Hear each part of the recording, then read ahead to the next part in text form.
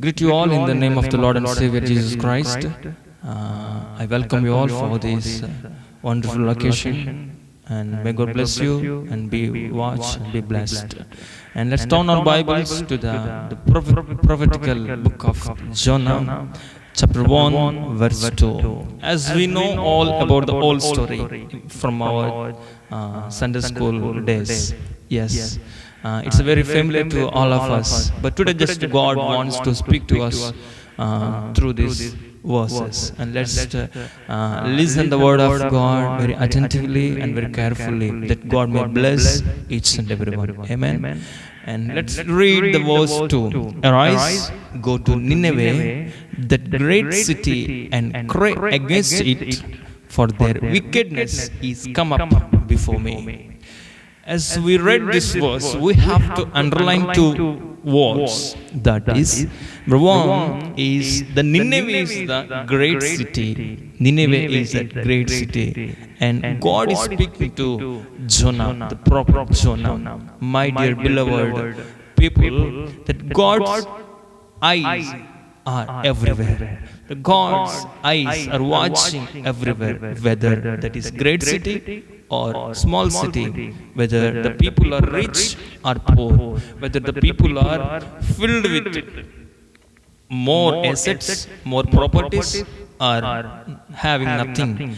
God's eyes are everywhere. As if we read Proverbs chapter 15 verse 3, the eyes of the Lord are everywhere. Even the scripture says us clearly, the Lord is watching from above everywhere.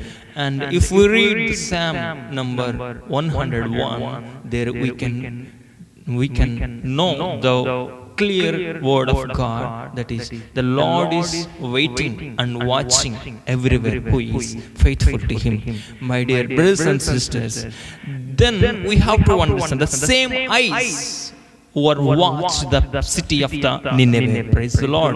The same God watched the city of the Nineveh. Not only Nineveh, my dear beloved children, the word of God says, the God have seen the city of Sodom and Gomorrah. The God eyes have seen the city of the Jerusalem. The God eyes have seen the city of Babylon. Because if we know that the scripture clearly, the eyes of the Lord are everywhere, because He is the creator of this whole earth and heaven. There is nothing that hides from the eyes of the Lord. Amen. Even today, even this fraction of a minute, this second, the God is watching you and me, because He is omnipresent. Amen. That means He is everywhere. Nothing can hide before. You see people play hide and seek game. It is not with Christianity. Don't apply it. Don't apply it with God. We cannot hide. My dear beloved brothers and sisters, yes, the same eyes seen the city of Nineveh. How that is, how that city was. It is very wicked. It is very wicked in the sight of the Lord. Then what God is telling? See the verse 2. Then God is telling to Jonah, one more time I am reading for you. Arise, go to Nineveh, that great city, and cry against it, for their wickedness is come up before me. Wickedness come up before me. The wickedness went before God. That's why God decided to destroy that city. My goodness. How? Very sad. More than 120,000. See the verse, same book, chapter 4, verse 11. If you read that chapter 4, verse 11, there were people, and thou should not I spare Nineveh, that great city, wherein are more than 6 crore thousand. Hallelujah. More than 6 crore thousand persons that cannot discern between their right hand and their left hand, and also much. Last we read that, but how many people were there? 6 6 crore. In another translation, it was written that 120,000. My dear beloved children, just we have to understand that God doesn't want to destroy them, but their wickedness, it's growing up. That wickedness is getting up every day. God never liked it. The people who is doing sin, who is sinning, they are abomination to the Lord. God never accepts those things because He is holy. Amen. That's why God sent the Jonah. Just go to Nineveh and preach to them. And He's telling in verse, why? What is their wickedness? If you read what their sin, chapter 3, verse 8, but let man and beast be covered with sackcloth and cry mightily unto God. Yea, let them turn away one from his evil. Please note it.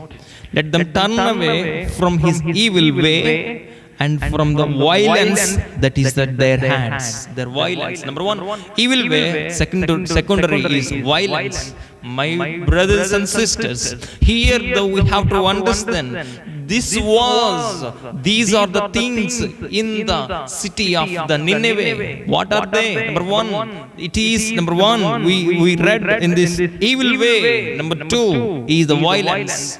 The both things are very, very abomination to the Lord. Number one, evil way. The evil belongs to the evil spirit or Satan. He always corrupts the people. He always leads the people in the wrong way. He always promotes the people against the Lord's way. That's why these people all are violated the commandments of the Lord. They are going away from the Lord. They are doing their own will, not following God. They are all evil way means there are not truth. Every time they are liars, they speak lie, and there are no goodness. They always go bad. They always follow the bad things.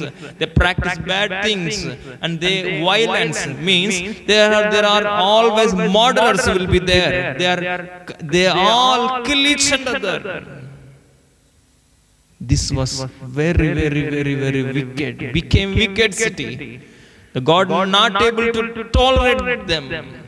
Then He got anger. That's why the gods wanted to destroy it. But God gave time. Amen. But God gave time to turn their ways from their ways. Even today, the same thing with us. Where are we? We are in the eyes of the Lord, in the sight of the Lord.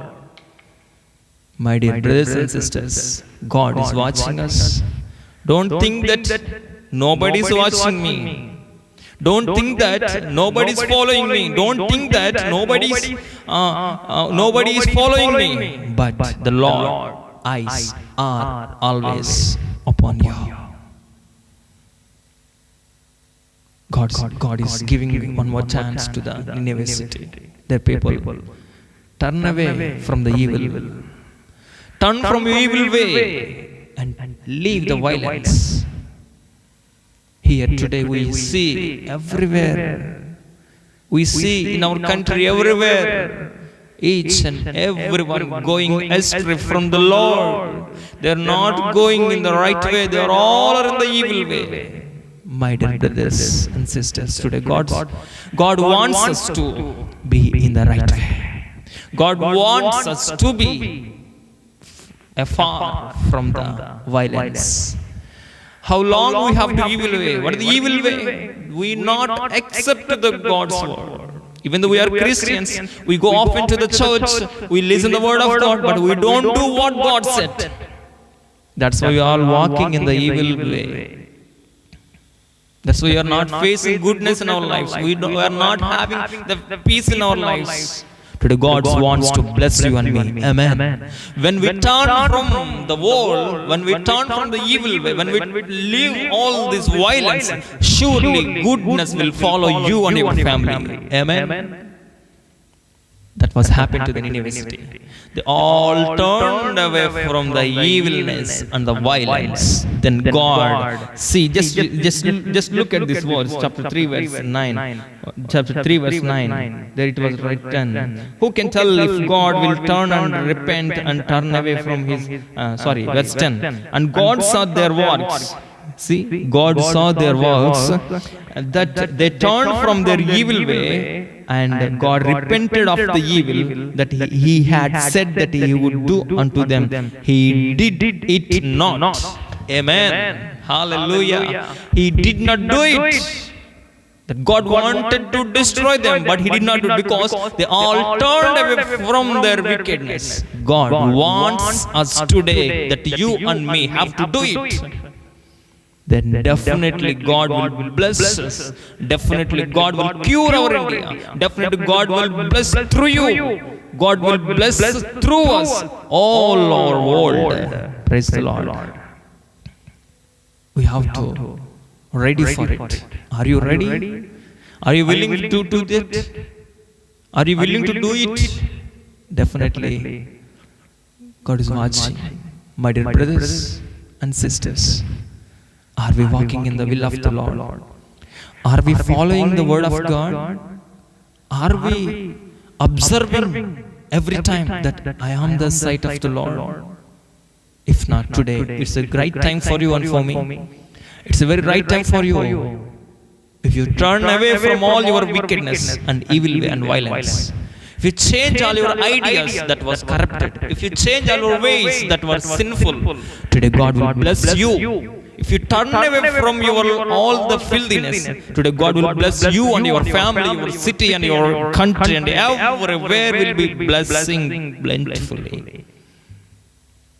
That was happening to the city of Nineveh. Father, we thank you. You're the God who has the compassion. You're the God who loves. You're the God who died for us. Lord, whoever heard this word of God today, bless them abundantly. Pour your spirit abundantly, Master. Heal them. Give them strength and courage. Help them to follow your ways and be with them. Take care of them. Thank you for speaking to us. In Jesus' name, we offer this prayer. Amen.